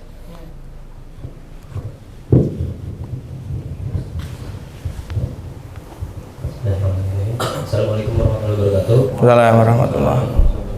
Sebelumnya alhamdulillah anak kemarin itu telah lahiran pertama saya. Masya Allah. Saya doakan dulu barakallahu fil mahub lah wa syakartal wahib wa ruzikta birrahu wa balagha asyuddahu. Al-Fatihah. A'udzubillahi minasyaitonir rajim. Bismillahirrahmanirrahim. Alhamdulillahi rabbil alamin arrahmanir rahim maliki yaumiddin. Iyyaka na'budu wa iyyaka nasta'in ihdinas siratal mustaqim siratal ladzina an'amta 'alaihim ghairil maghdubi 'alaihim waladdallin. Amin. Itu doa kalau ada saudara kita melahirkan. Barakallahu fil mauhub lak. Ikutnya saya. Bismillahirrahmanirrahim. Barakallahu fil mauhub lak. Barakallahu fil mauhub lak. Wa syakartal wahib wa ruzikta birrahu wa balagha asyuddahu. Ya, insyaallah. Jazakallahu khair. Mau nanya berapa nih, Ustaz? Banyak kayaknya pertanyaan itu. Tiga kali ya. Pertama itu setelah kelahiran pertama ini, bagaimana memprogram untuk anak berikutnya yang baik sesuai syariat, karena ada yang namanya ASI yang eksklusif buat anak kayak Baik. Ya. Yang kedua itu ukuran nama atau panjangnya nama si anak itu berpengaruh atau tidak, karena misal kayak saya namanya sendiri dulu panjang, binnya jadi panjang, itu seperti apa? Dua aja. Benar, serius sudah dua aja.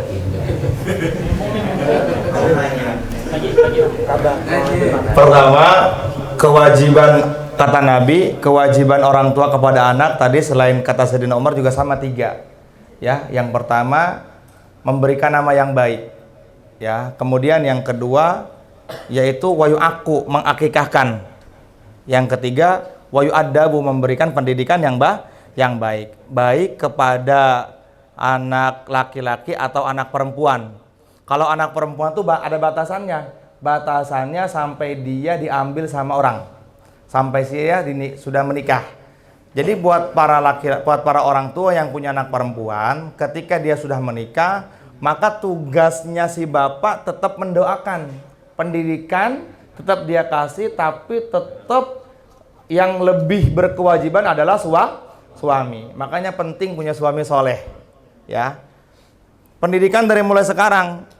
Kalau waktu itu saya nanya sama Naja, itu orang tuanya Naja, ya kan, sama orang tuanya Kaila, kenapa Allah berikan anugerah kepada Naja yang lumpuh otak, ya, lumpuh otak, dia nggak tahu mana huruf ba, mana huruf kaf, mana huruf to, tapi dia bisa hafal Quran dengan di mana letak-letaknya. Itu diantara amalannya, ibunya bilang sama saya di depan majelis ini, dari mulai belum lahir dia senantiasa gemar baca Quran. Imam Syafi'i itu keluar kan sudah umur 6 tahun kan sudah hafal Quran tuh. Umur berapa? 6 tahun hafal Quran. Itu ternyata ibunya Imam Syafi'i, beliau senantiasa membaca Al-Quran.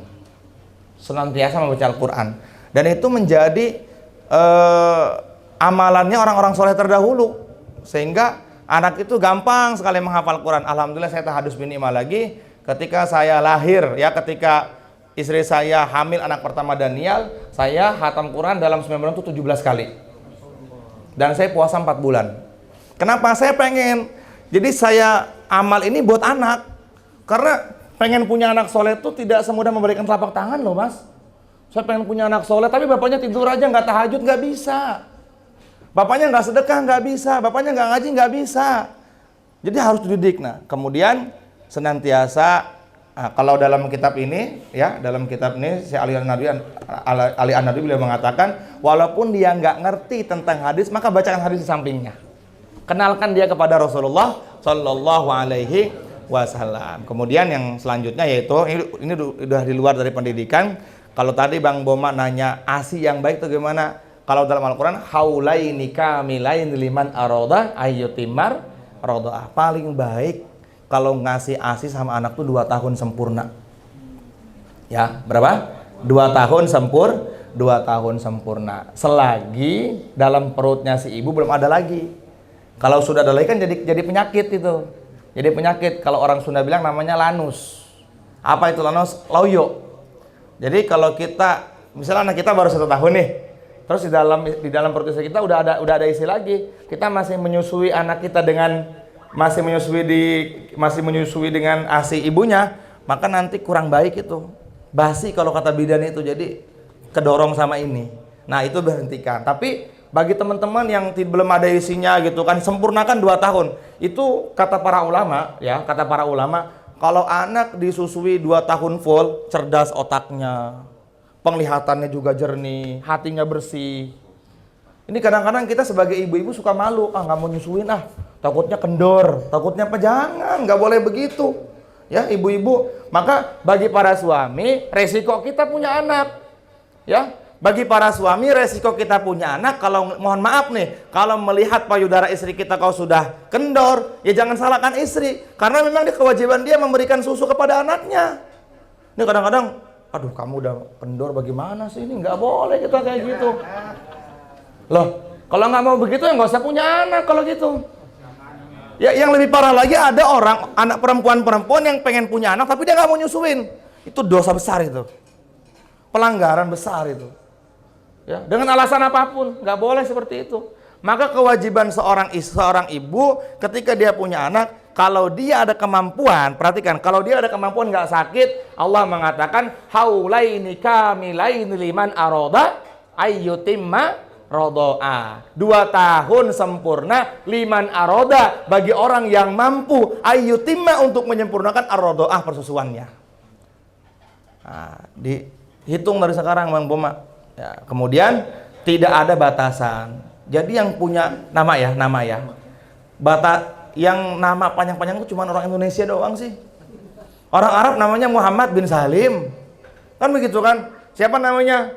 Umar bin Salim bin Umar bin Hafiz bin Muhammad. Cuma Indonesia doang. Muhammad Bopa Sotru, apa gitu kan? Sampai ijazah aja nggak cukup dia. Jadi nggak ada ketentuan. Kalau memang menyusahkan anak nanti, mendingan namanya pendek aja. Ya.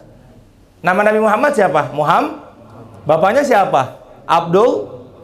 Bapaknya Abdullah siapa? Abdul Muthalib. Bapaknya Abdul Muthalib siapa? Qusay, Kilab, Kinanah, Lu'ay, Mudrikah. Terus siapa lagi itu sampai Nabi Ibrahim alaihissalam. Insyaallah ya. Jadi nggak ada ketentuan harus bagaimana, tidak ada. Lebih bagus nama yang tadi Hummida wa Ubbida, yang kalau kita panggil memujinya, kalau kita panggil dia makin semangat ibadahnya. Siapa nama anaknya sekarang? Nanti di-upgrade. Di-upgrade. Siapa? Insyaallah. Ada ininya. Tadi apa? Ali Tanjung. Muhammad Ali Tanjung. Wah, pakai Muhammad ya. Muhammad Ali Tanjung. Insyaallah. Tadinya kalau kamu itu saya kasih nama Muhammad Naufal. Asing Kiti. Ulama besar di masa tabi'in. Nah, tapi udah punya nama Ali Tanjung. Insyaallah, nggak usah udah nama Ali Tanjung aja. Insyaallah. Bang Jai, saya kasih nama Umar Al-Faruq. Apa artinya Umar? Yang ditakuti. Al-Faruq pemisah antara hak dan batil. Kalau dalam riwayat itu, kalau ada tulisan Umar Al-Faruq ditulis dalam satu gang, maka sampai hari kiamat itu nggak akan dilewati sama jin itu. Tapi ini banyak jinnya kayak. Pak Umar sibuk kayak Masya Allah. Insya Allah ya. Sehat terus. Ada lagi nggak? Gimana? Cukup ya Insya Allah? Cukup ya? Akikah nggak harus domba atau kambing. Pokoknya tidak ada pengkhususan. Dan kalau bisa jantan. Kalau laki-laki 2. Kalaupun 1 sudah gugur kesunahannya. Kalau seandainya Bang Boma, kalau seandainya cuman bisanya 1 nggak jadi masalah, ya. Kalau nanti kalau punya rezeki lagi mau di 2 aman, nggak jadi masalah. Nah, bagi teman-teman yang belum akikah segera akikah ya, insyaallah ya. Karena kullu mauludin murtahanun bi aqiqatihi kata Nabi, setiap anak itu masih tergadai sebelum diakikahkan. Kalau kata Pak Imam Ahmad ibn Hambal, anak yang belum diakikahkan, hari kiamat dia nggak bisa ngasih syafaat sama orang tuanya. Ya, jangan sayang anak kita hafal Al-Quran kalau belum akikah, sayang. Wallahu a'lam. Cukup Mas ya insyaallah. Baik.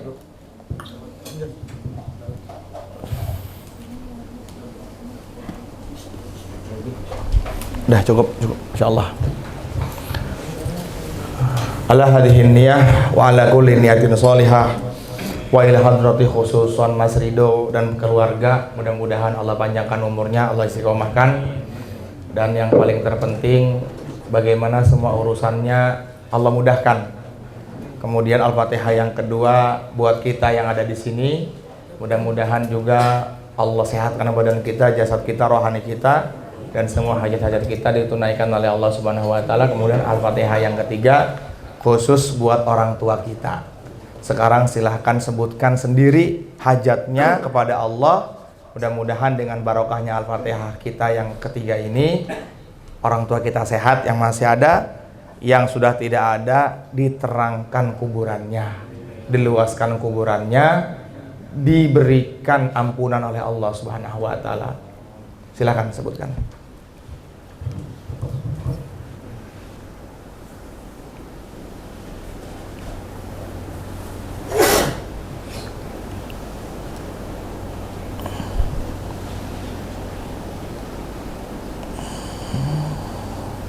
Al-Fatihah. A'udzu billahi minasyaitonir rajim. Bismillahirrahmanirrahim. Alhamdulillahi rabbil alamin arrahmanir rahim maliki yaumiddin. Iyyaka na'budu wa iyyaka nasta'in. Ihdinas siratal mustaqim siratal ladzina an'amta 'alaihim ghairil maghdubi 'alaihim waladdallin. Amin. Al-Fatihah. A'udzu billahi minasyaitonir rajim. Bismillahirrahmanirrahim. Alhamdulillahi rabbil alamin arrahmanir rahim maliki yaumiddin. Iyyaka na'budu wa iyyaka nasta'in. Ihdinas siratal mustaqim siratal ladzina an'amta 'alaihim ghairil maghdubi 'alaihim waladdallin. Amin. Al-Fatihah. Bismillahirrahmanirrahim. Alhamdulillahi rabbil alamin arrahmanir rahim maliki yaumiddin. Iyyaka na'budu wa iyyaka nasta'in. Ihdinas siratal mustaqim siratal ladzina an'amta 'alaihim ghairil maghdubi 'alaihim waladdallin. Amin. Allahumma shalli wa sallim wa barik ala sayyidina Muhammad wa ala ali sayyidina Muhammad kama shallaita wa sallamta wa barakta ala sayyidina Ibrahim wa ala ali sayyidina Ibrahim fil alamin innaka Hamidum Majid. Hamdan syakirin, hamdan na'imin, hamdan yuwafi ni'amahum wa yukafi'u mazidah. Ya Rabbana lakal hamdu wa lakal syukru kama yanbaghi li jalali wajhikal karim wa 'azimi sultanik. Allahumma lakal hamdu hatta tarda wa lakal hamdu idza radita wa lakal hamdu ba'da ridha. Ya muyassir asir alaina kull asir wa la tu'asir kull kasir hajatuna ilaika kasir. Allahumma inna nas'aluka al-afiyah wa nas'aluka syukra 'ala al-afiyah wa nas'aluka tamamal afiyah wa nas'aluka dawamal afiyah wa nas'aluka syukra 'ala al-afiyah wa nas'aluka dawamal afiyah. Allahumma tawalla tarbiyatana, tawalla tazkiyatana, tawalla tahriyatana, tawalla ta'limana. Ya Allah Tuhan kami, ampuni dosa kami ya Allah, baik yang zahir maupun yang batin ya Allah, yang disengaja maupun yang tidak disengaja ya Allah, yang lalu, yang sekarang ataupun yang akan datang ya Allah. Ampuni kesalahan-kesalahan kami ya Allah. Ya Allah, ampuni kesalahan kedua orang tua kami ya Allah. Ampuni kesalahan istri kami ya Allah. Ampuni kesalahan anak-anak kami ya Allah. Ya Allah ya Tuhan kami, berikanlah hidayah kepada umat seluruh alam ya Allah. Ya Allah ya Tuhan kami, terimalah ngaji kami pada malam ini ya Allah. Terimalah ngaji kami pada malam ini ya Allah. Ya Allah ya Tuhan kami, ampuni segala kesalahan-kesalahan kami ya Allah. Yang dulu-dulu ya Allah kami pernah berzina ya Allah. Ampuni zina kami ya Allah. Kami taubat ya Allah. Tidak ada hal yang paling kami benci ya Allah kecuali zina ya Allah. Ya Allah, kami benci dengan zina ya Allah. Kami benci minum khamar ya Allah. Ya Allah, kami takut atas neraka-Mu ya Allah, tapi kami enggak pantas masuk ke dalam surga-Mu ya Allah. Ya Allah, kami membentak kedua orang tua kami ya Allah. Ya Allah, kami melalaikan hak-hak saudara kami ya Allah. Kami menghinakan mereka ya Allah. Kami meremehkan mereka ya Allah. Banyak hak-hak saudara kami yang belum kami tunaikan ya Allah. Ampuni dosa-dosa itu semua ya Allah. Ampuni dosa kami ya Allah. Hablum minan nas kami ya Allah. Mungkin ada teman-teman kami yang kami sakiti ya Allah. Ya Allah, ampuni segala dosa-dosa kami ya Allah. Dosa yang dulu kami kerjakan ya Allah.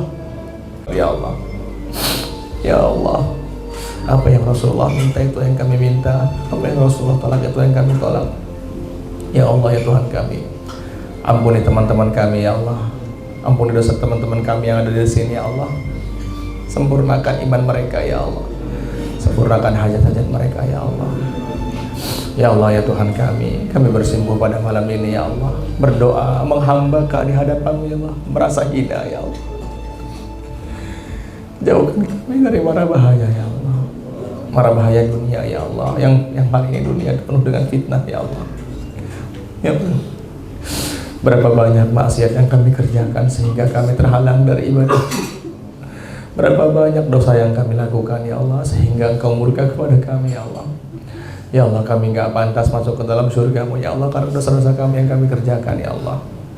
Ya Allah, kami orang yang jahil ya Allah, tapi harapan kami masuk ke dalam surga-Mu ya Allah. Kami orang yang hina ya Allah, tapi harapan kami masuk ke dalam surga-Mu ya Allah. Ya Allah ya Tuhan kami, berikanlah ampunan kepada kedua orang tua kami ya Allah. Yang masih hidup ya Allah, sehatkan badannya ya Allah. Yang masih hidup ya Allah, istiqomahkan dalam amal ya Allah. Orang tua kami ya Allah, jaga mereka ya Allah sebagaimana Engkau menjaga Rasulullah SAW. Berikan rahmat kepada mereka ya Allah, sebagaimana Engkau memberikan rahmat kepada Rasulullah SAW. Bimbing mereka dalam kebaikan ya Allah. Panjangkan umurnya ya Allah. Kalau ada di antara orang tua kami yang masih ada ya Allah, panjangkan umurnya. Pandanglah mereka dengan pandangan kasih sayang. Berikan hidayah kepada mereka ya Allah. Berapa banyak kemaksiatan yang kami buat kepada mereka ya Allah. Hak-hak mereka belum kami tunaikan sebagai anak ya Allah. Jauhkan orang tua kami dari penyakit-penyakit ya Allah. Sehatkan badannya ya Allah. Ya Allah, sehatkan juga kedua orang tua kami, ya, ibu kami ya Allah. Balas kebaikan, balas kesakitan dengan kebaikan ya Allah. Pandanglah ya Allah wajah orang tua kami, ibu kami ya Allah. Mereka tidak bisa mengajarkan kebaikan kepada kami karena mereka capek bekerja ya Allah. Berikan semua kebaikan kami untuk mereka ya Allah. Berikan kebaikan kami kepada mereka ya Allah. Ya Allah, jangan Kau hinakan orang tua kami sebab kami ya Allah. Berapa banyak orang tua kami hina karena melakukan kami dosa ya Allah. Kami berdosa ya. Ya Allah ya Tuhan, jaga orang tua kami ya Allah. Ibu kami panjangkan umurnya ya Allah, sempurnakan imannya ya Allah. Pandang dengan pandangan-Mu ya Allah. Ya Allah, kami telah berbuat dosa kepadanya ya Allah. Tetesan air mata kami yang keluar dari mata kami ya Allah, padamkan. Ya Allah, selamatkan orang tua kami. Mereka banyak berkorban untuk kami ya Allah, siang dan malam. Mereka tidak bisa enak makan karena kami ya Allah, tidak bisa nikmat tidur karena kami ya Allah. Ya Allah, berikanlah keberkahan kepada mereka ya Allah. Ya Allah, apabila ada orang tua kami yang sudah tidak ada di sini ya Allah, terangi kuburnya ya Allah. Luaskan kuburnya ya Allah. Ampuni segala dosa-dosanya ya Allah. Kami nggak kebayang bagaimana kami kalau ditinggalkan orang tua kami ya Allah. Ya Allah, orang tua kami yang sudah tidak ada, jumpakan mereka dengan Rasulullah. Berikan kebaikan kami ke dalam kubur mereka.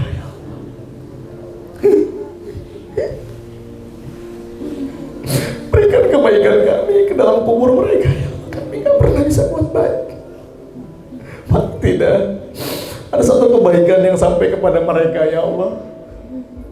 Sujud kami berikan kepada mereka ya Allah. Pahala sujud kami ya Allah, dari banyak sholat kami, berikan satu sujud kami yang Kau terima ya Allah untuk mereka ya Allah, agar mereka selamat dari siksa kubur ya Allah. Mereka disiksa dalam kubur karena dosa-dosa kami, karena dosa cucu-cucunya ya Allah yang boleh menutup aurat ya Allah,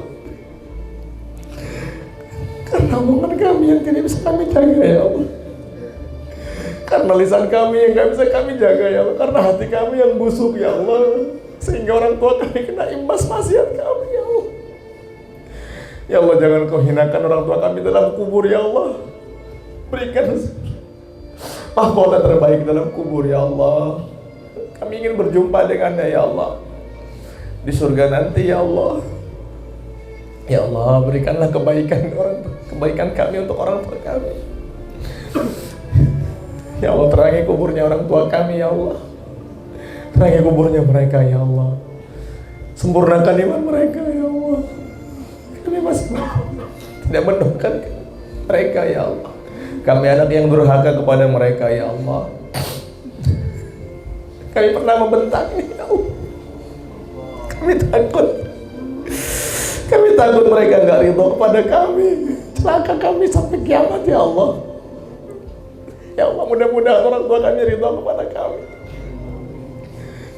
terutama ibu kami ya Allah. Mudah-mudahan beliau ridho kepada kami.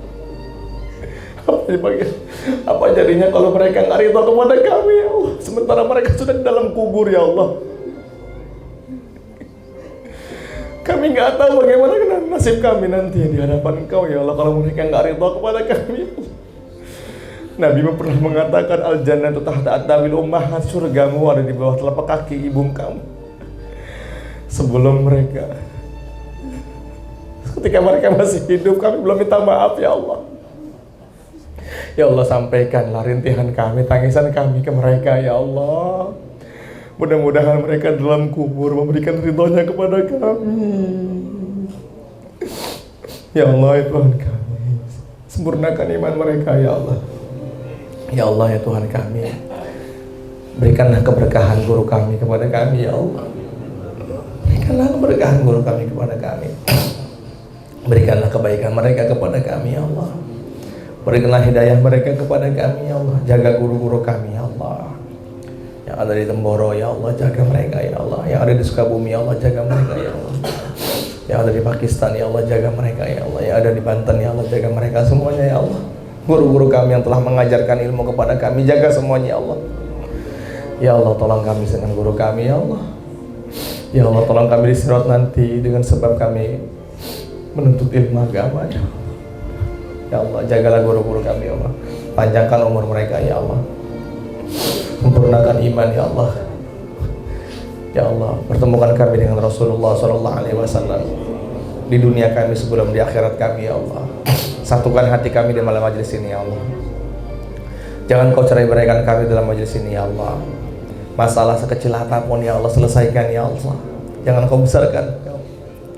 Ya Allah, besarkanlah majelis ini dengan kebahagiaan ya Allah. Besarkanlah majelis ini dengan kemuliaan ya Allah. Jangan kau besarkan dengan kehinaan ya Allah. Ya Allah, jagalah fitnah ya Allah. Ya Allah, hindari kami ya Allah, hindari kami dari fitnah-fitnah di majelis ini ya Allah. Rabbana zalamna anfusana wa illam taghfir lana wa tarhamna lanakunanna minal khasirin. Rabbana wa atina ma wa'adtana ala rasulika wa la tukhzina yaumal qiyamah innaka la tukhliful mi'ad. Rabbighfir lana wa liwalidayna. Rabbighfir lana wa liwalidayna warhamhuma wa liwalidayna ya Allah, kedua orang tua kami ya Allah. Warhamhuma kama rabbayana shighara. Wa sallallahu ala sayyidina Muhammad walhamdulillahi rabbil alamin.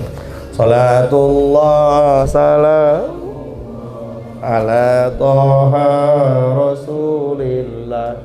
Salatullah salamullah ala yasin habibillah. Tawassalna bi bismillah wa bil hadi rasulillah wa kulli mujahidin lillah bi ahlil bad.